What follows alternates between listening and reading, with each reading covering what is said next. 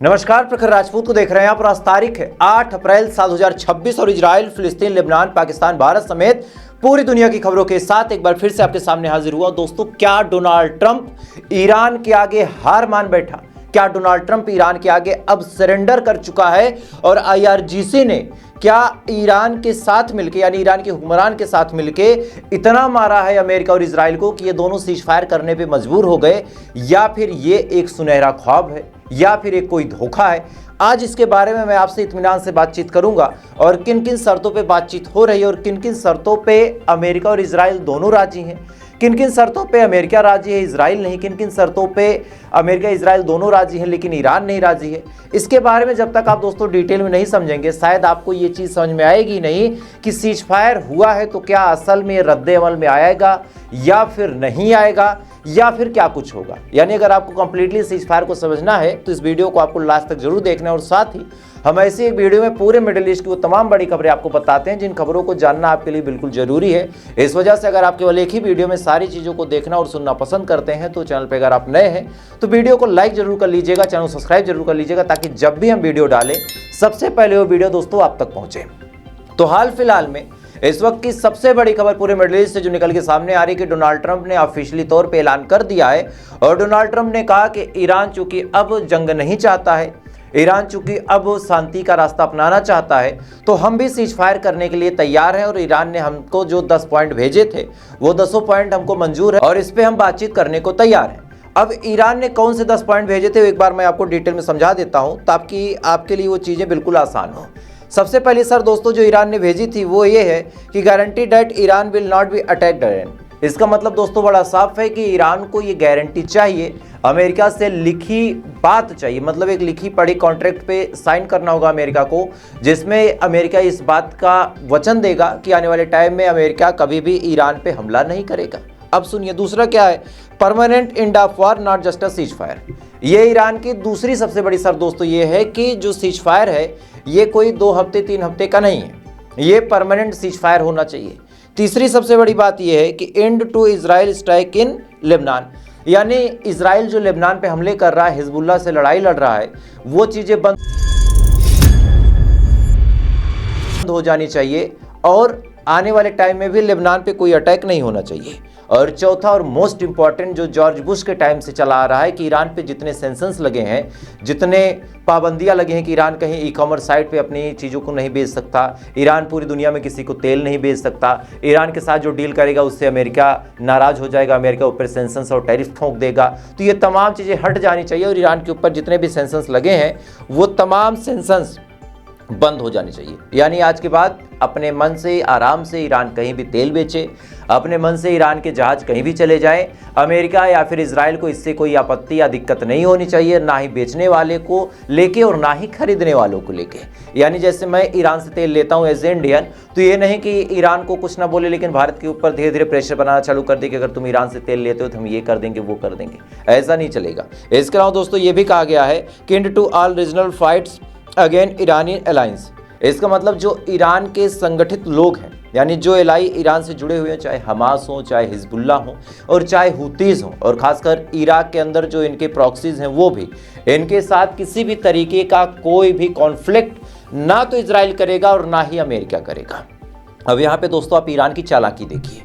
Iran चाहता तो particular अपनी बात कर सकता था, इस जंग से बड़े आराम से निकल सकता था, लेकिन ईरान ने यहाँ पे भी केवल अपना भला नहीं सोचा, ईरान ने यहाँ पे भी अपने दोस्तों का भला सोचा, चाहे वो हिजबुल्लाह हो, चाहे वो हमास हो, चाहे वो हूती हो।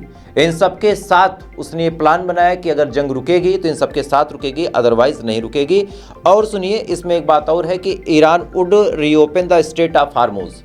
ये बात इन्होंने बोली कि ईरान स्ट्रेट ऑफ हार्मोज खोलेगा, लेकिन इसके अलावा अब सुनिए Iran would impose a 2 million fee per ship transiting हार्मोज, यानी ईरान हर उस जहाज से 2 मिलियन चार्ज करेगा जो स्ट्रेट ऑफ हार्मोज से गुजरेगी।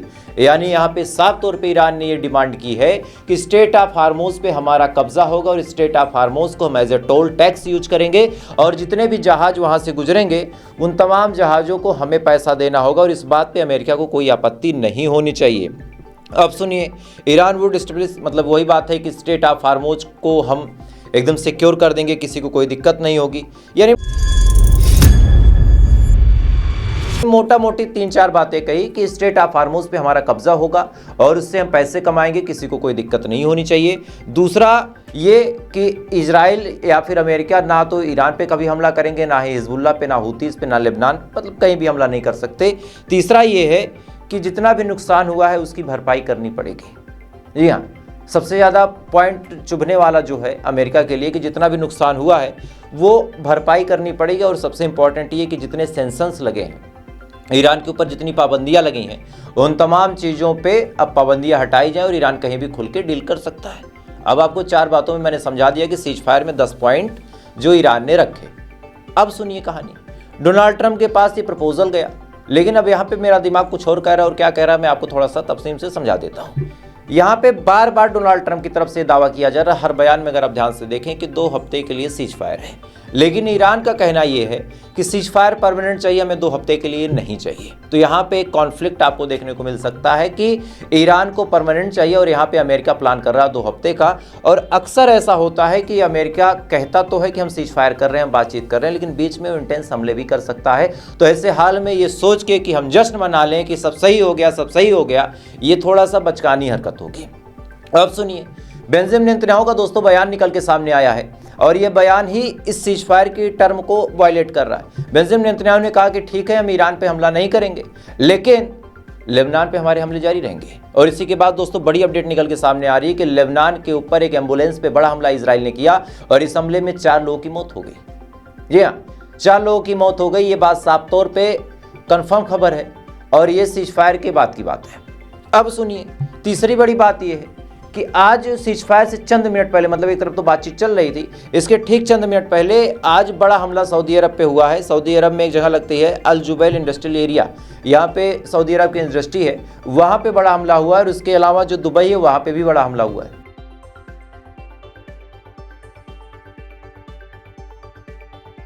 इस वीडियो में आप साफ तौर पे देख सकते हैं कि दुबई और सऊदी पे बड़े हमले हुए हैं। लेकिन अब आपको वो कहानी बताता हूं जिस कहानी को समझने के लिए आपने इस वीडियो को यहां तक देखा। सीज फायर हुआ कैसे और किसने क्या प्लान बनाया, मैं आपको डिटेल में समझाता हूं। दरअसल इसमें बड़ा खेल खेला दोस्तों पाकिस्तान ने। चूंकि पाकिस्तान के पास एडवांटेज ये था कि पाकिस्तान के संबंध अमेरिका से भी अच्छे थे और चाइना से भी, और चाइना का डायरेक्ट सपोर्ट है ईरान को। अगर चाइना कोई बात कहता है तो ईरान उसको मानने से इनकार नहीं करेगा, चाहे इसको आप राजनीतिक रिश्ता समझ लें और चाहे मजबूरी समझ लें। चूंकि चाइना का बड़ा सपोर्ट रहा इस पूरे जंग में। तो क्या हुआ कि स्ट्रेट ऑफ हार्मोज जब काफ़ी हद तक बंद रहा तो इससे काफ़ी चीज़ें चाइना में भी इम्पैक्ट पड़ी हैं, काफ़ी जगहों पे दिक्कत हुई है चाइना में। और इससे चाइना को ये बात समझ में आ गई कि अगर ये जंग बहुत लंबी खींची जाती है तो इससे पूरी दुनिया के ग्लोबल मार्केट पे बड़ा असर पड़ेगा। और चाइना है व्यापारी, उसने ईरान से बातचीत की पाकिस्तान के कहने पे और कहा कि देखो यार, स्ट्रेट ऑफ हार्मोज का मामला बहुत ज़्यादा लंबा तूल पकड़ता जा रहा है और इस जंग को अगर अब तुम और ज़्यादा खींचते हो तो तुम्हें कोई फ़ायदा नहीं होगा। और बात बहुत सिंपल सी है कि जितना डैमेज ईरान कर सकता था उतना डैमेज ईरान ने कर ही दिया। अब उसी डैमेज में 2-4 बिल्डिंगें और गिरा के कोई खास फायदा है नहीं। और अगर तुम ज़्यादा देर तक स्ट्रेट ऑफ हार्मोज को बंद करके रखते हो तो आज पूरी दुनिया जो तुम्हारे सपोर्ट में खड़ी है कि देखो अमेरिका की गुंडागर्दी के खिलाफ कोई देश खड़ा हुआ है, वही दुनिया तुमसे नाराज हो जाएगी। जब अपनी जेब पे बात आने लगेगी तब पूरी दुनिया की नज़र में तुम विलन बन जाओगे कि यार ईरान की वजह से हमारा धंधा ठप है। अब तक लोगों को ये लग रहा है कि अमेरिका की वजह से, लेकिन अभी ये जंग 2 महीने और चलती तो फिर क्या होता कि यार ईरान देखो तेल रोक के बैठा है। तो ऐसे हाल में पूरी दुनिया के आगे तुम्हारा अभी जो माहौल बना है वो माहौल तुम्हारा गड़बड़ा जाता है। अब ये बात जब समझाई सुप्रीम लीडर मुस्तफा खामनेई साहब को चाइना ने, तब मुस्तफा खामनेई ने वो चीज़ करके दिखाई जो चीज़ एक लीडर में होनी चाहिए। मुस्तफा खामनेई ने साफ तौर पे एक मैसेज भेजा है। हालांकि डोनाल्ड ट्रंप ने सीज फायर का ऐलान कर दिया था, बाकी अलग अलग लोगों ने सीज फायर चिल्लाया था, लेकिन उस दौरान कोई खास फर्क नहीं पड़ा था। हमले लगातार जारी थे, ऐसा नहीं था कि सीज फायर हो गया तो हमले रुक गए। मतलब IRGC में आ रही कहीं न कहीं, इधर जो ड्रोन है उड़ के तेल अवीव पहुंच रहे हैं, मतलब सीज फायर की बात चल रही है, लेकिन IRGC ठोक रहा है, इनको खूब अच्छे से ठोक रहा है। अब ये कह रहे हैं कि यार सीज फायर हो गया तो क्यों ठोक रहे हो। इस पे IRGC ने कहा कि यार देखो, हमारे यहाँ 45 दिनों से इंटरनेट बंद है, फ़ोन उनके पास है नहीं, पेजर हम रखते नहीं कि तुम पेजर अटैक कर दोगे, भाई साइंसदान आदमी हो, बड़े टेक्निकल लोग हो, तो ऐसे हाल में हमारा मैसेज उन तक पहुंचने में वक्त लगेगा, तो 2-4-6 दिन तक तुमको मार खानी पड़ेगी। अमेरिका ने कहा यार ठीक है, 2-4-6 दिन तक की बात है, मार खा लेंगे। अब सुनिए, जब चाइना ने मुस्तफा खामनेई को कन्विंस किया और मुस्तफा खामनेई ने एक मैसेज दिया और कहा कि तुम्हारे सुप्रीम लीडर ने अब जुबान दे दी है कि ईरान की तरफ से एक कंकड़ भी नहीं फेंका जाएगा।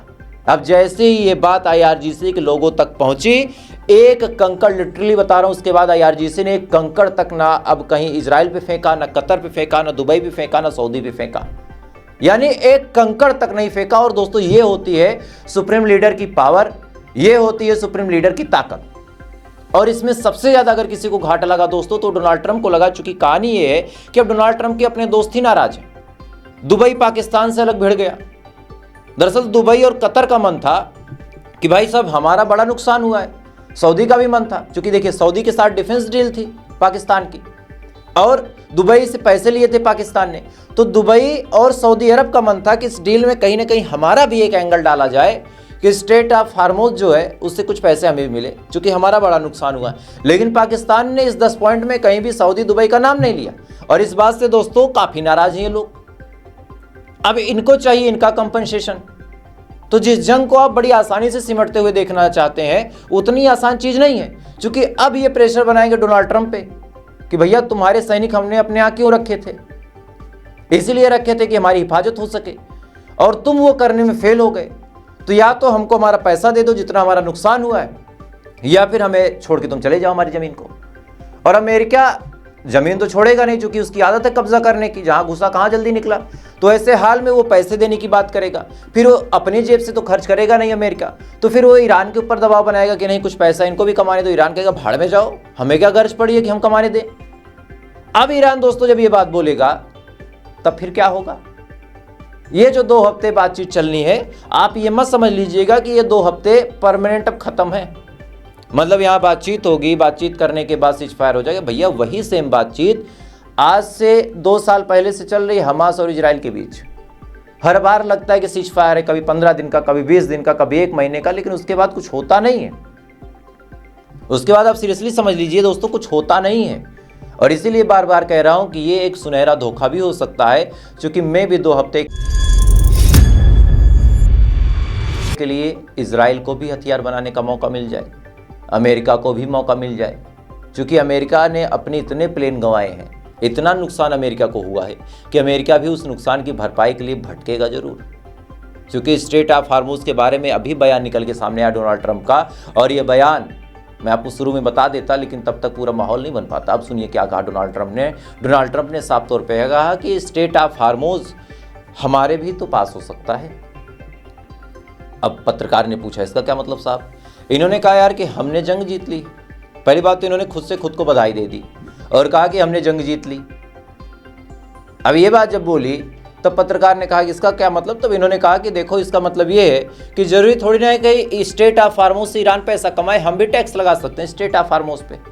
तो अब ट्रंप को स्ट्रेट ऑफ हार्मोज पे बिजनेस दिख रहा है यार कि दिन भर में सैकड़ों जहाज पार होती हैं। एक जहाज पे 2 मिलियन, तो सैकड़ों जहाज पे आप सोच लीजिए कितना होगा, 200 मिलियन, 300 मिलियन। अब 300 मिलियन की कीमत हर दिन अगर इनकम के तौर पे आने लगे, वो भी बैठे बैठाए, तो कौन इतना अच्छा धंधा छोड़ना चाहेगा। और ईरान की दोस्तों यहाँ पे हर तरीके से चांदी है। पहला तो जितने सेंक्शंस लगे थे वो हट गए, दूसरा स्ट्रेट ऑफ हार्मोज मिल गया। तो आप सोच के देखिए, अच्छा न्यूक्लियर का मामला यहाँ पे उठा नहीं है, तो न्यूक्लियर एक अलग विषय है, उसको लेके भी अभी आप देखिएगा बवाल मचेगा। तो आने वाले टाइम में दोस्तों बहुत ज़्यादा इंटेंस चीज़ें होने वाली हैं। आने वाले टाइम में आप देखिएगा कि 2 हफ्ते में बातचीत को ऐसे घुमा घुमा के जंग की तरफ लेके जाया जाएगा कि आप समझ नहीं पाएंगे कि जंग कब भड़क गई। और ये बात प्रखर राजपूत 2 हफ्ते पहले आपको बता दे रहा है। आज तारीख नोट कर लीजिएगा, 8 अप्रैल को ये बात बोल रहा हूँ। क्लिप काट के कहीं अपलोड कर दीजिएगा। इतने दिन से यही काम कर रहा हूँ, मेरा प्रेडिक्शन गलत नहीं हुआ, क्योंकि इनके ये जो गुलाबी लोग हैं ना, इनकी सोच को बड़े अच्छे से जानता हूँ। खैर, तो फिलहाल दोस्तों अभी के लिए बस इतना ही। बाकी इस मामले में आपकी क्या राय है कमेंट जरूर कीजिएगा, और ऐसी कहानी अगर आपको सुननी पसंद हो तो वीडियो को लाइक करके चैनल सब्सक्राइब करके अपना प्यार जरूर दीजिएगा।